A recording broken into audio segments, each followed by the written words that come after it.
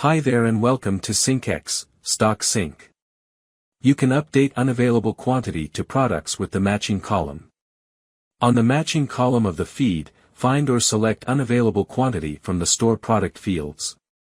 Before selecting the unavailable quantity, please ensure that you map the available quantity.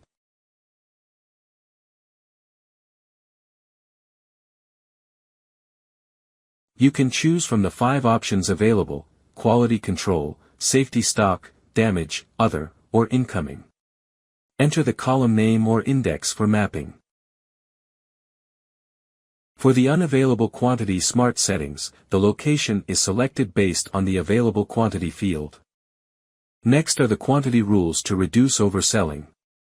For example, you can set rules whenever the quantity is less than 5, it will display as 0. The quantity rules support complex conditions for more use cases. Besides that, you have the option to set the existing quantity in the store before updating. You can also skip updates when the feed value is blank. Note that a value of 0 is not considered blank. Once you are ready, click on Next and all changes will be saved.